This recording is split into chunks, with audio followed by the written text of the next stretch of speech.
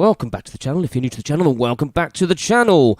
Here we have a 1984, possibly 1985, we're not completely sure, Tokai Goldstar sound Stratocaster in a pretty sorry old state. Hasn't been used for a long time.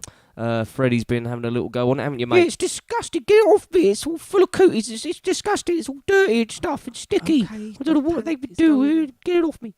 Anyway, yes, like Freddie just said, it is in a bit of an old state.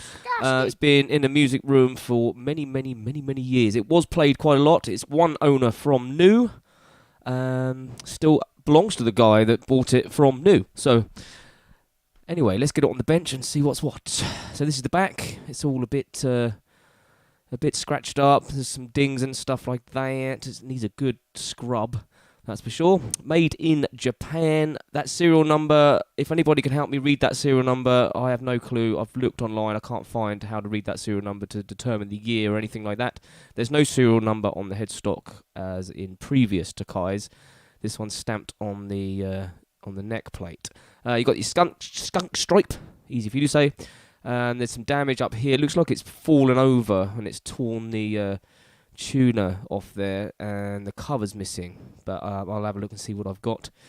So just having a once over the whole thing, the neck, the action, all looks okay. It's got some cracks around the neck pocket, which is quite normal. I don't think they're anything to worry about.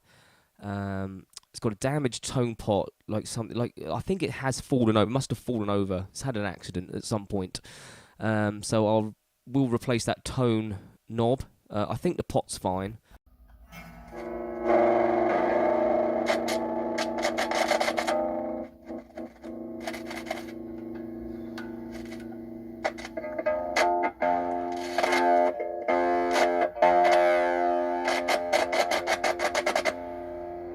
Yeah, so the electronics all a bit scratchy. That's understandable. It's been sat gathering dust for a long time, so I will give all of that a good old clean out. We're going to strip this guitar completely down anyway and have a good old look inside and everything and do the works. So there's a great big old chunky sustain block there, which is great, and the springs all straight, which I like to see. So we're going to whip the scratch plate off and have a look at these electronics. Probably clean them up first. I'm pretty confident that this scratch plate has never been taken off. So all the screws are nice and tight, which is really good.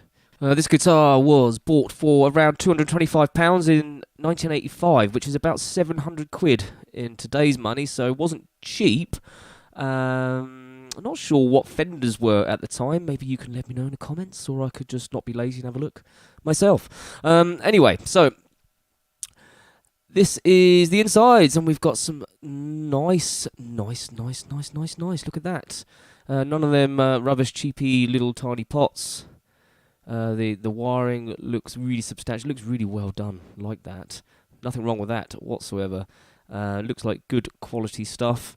So all I'm going to do is clean those up. There's nothing to do with this at all. It is still working. It's just a bit crackly, so I'll also just clean them out. Look at that. Beautiful. That's what you expect in a higher priced guitar for sure. So really like that. A thing of beauty, I would say. Indeedy. And there is the cutouts as well, all very neatly done. And you can see the colour it's meant to be, just about where the scratch plate was. We'll try and get that back the best we can to its original colour. Right, so now we're just going to clean up the electrics using some contact cleaner. This one's by WD-40. The other brands are available. Quite simple, really. Just there's on the pots there should be a little hole that you can just squirt the stuff into. If there's not, you can like squeeze it down the shaft. That's a word. I like saying that word, shaft, and do it that way. But sorry, I'm a big kid. I apologise. And then just wiggle the just backwards and forwards and just work that in there. And that just cleans it up, lubricates it all and everything. So these guitars are an alder body, I believe, and that's a maple neck. I'm not sure of the weight actually. I haven't weighed it. But it feels very similar to my Harley Benton Strat, so it's I think it's pretty in keeping with what a Strat should weigh. Anyhow, so once all that was done, then I just tested it, and it did the trick, of course. Always does, never fails. And there is the broken tone knob. It looks like it's been whacked, or it's took a whack, and it's pushed that shaft through the top of that a little bit, split it. So I'll remove those, and I'm going to replace that one. Alright, going to whip out the tremolo. It's going to clean all that. We're going to clean everything. We're going to clean a lot of it. So yes, whipping that out. This didn't come with a tremolo arm, so when I replace or put this all back, I'm going to pin this trem back and put some extra springs in there, which will help with sustain. This is a vintage trem. It looks very, very similar to a Fender vintage trem, right down to the saddles and everything, and as well as the headstock on the thing as well. Look at that massive block. It's all one piece, so it's not a separate block and separate plate. It's all one piece, and it's heavy as well. Very cool stuff. So now we're just going to clean up the scratch plate. We're going to start with that first, and those pickup covers are really grimy. I'm just using quite a dilute solution of washing up liquid and some just warm water. Not soaking it or anything like that, just to get the grease and grime off of there.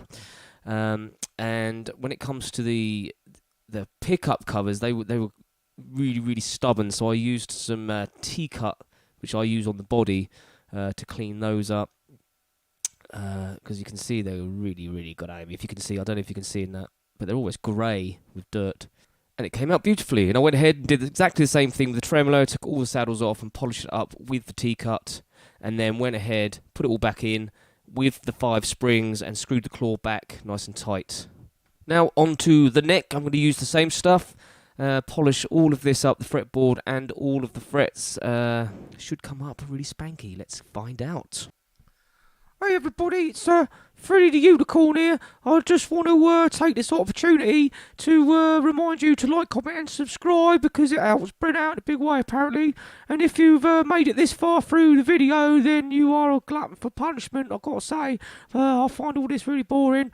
You could skip to the end if you just want to hear the guitar, you know. Anyway, I'll hand you back over. Cheers, Ed. Thanks, Freddie, I think. Anyway, this is why I use T-cut. Look at that. Absolutely brilliant. Mirror shine, all them frets polished up lovely. There is a little damage on the fretboard here and there, but like I said, yeah, it's an old guitar, isn't it? The frets themselves aren't terribly worn. I don't think they need anything doing to them right now. I think they'll be fine. Well, we'll see when we string it up and set it up. So there's our damaged tuner. I couldn't find any cover that would fit that, and I didn't want to replace all the tuners. It's not going to affect its function, so I'm just going to plug those holes and find some new screws, put some new screws in there, which is exactly what I did. And there we are so far. Everything's now cleaned up. The tuner's fixed on properly so it can be used. It's come up really, really well. Really, really happy with that. A little bit of elbow grease. I've got most of the marks off the body as well. Actually, I've got all the marks off the body. It's just, all that's left is just the dings and things, and a couple of chips, which I can't do anything about. So let's get to restringing it and see how we get on.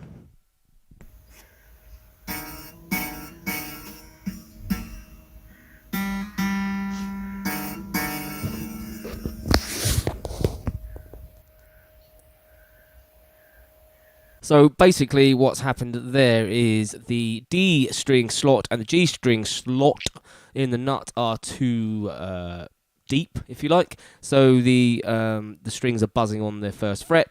It's not a major deal. I could replace the nut. I haven't got any spare nuts, so I haven't. But there's a little hack I know, which probably a lot of you know. I'm not going to go into it, which I did to remedy that. So let's just get on and play the blooming thing, 'cause that's what you really want to see, isn't it? Oh, yes.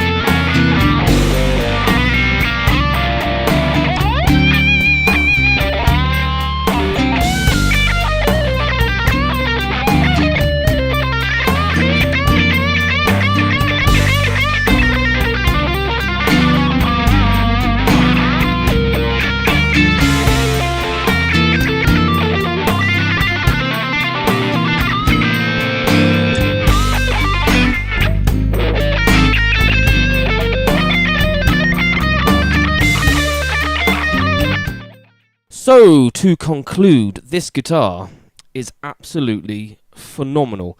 It's probably one of the nicest Strats I've ever played. It sounds really pingy. It's got that really lovely Strat, creamy to die for kind of sound. Absolutely adore it. Looking around the internet, you can pick these up for like between £300 and £400 second hand. So that's well worth it, I think. I've owned quite a few Mexican Strats over the years, and this just blows them out of the water. So I will definitely be looking for one of these for myself when I've got the funds to buy one, for sure. Anyway, if you liked the video, then please do like, comment, and subscribe. Click the links and all that stuff, and yeah, that's it really. So hope you enjoyed the video. So, Freddie, cue the jingle. Peace. Till next time. 1, 2, 3, 4. If you like my YouTube show, hit like and comment and get involved. If you dig my vibe, then hit subscribe and never miss an episode of my YouTube show.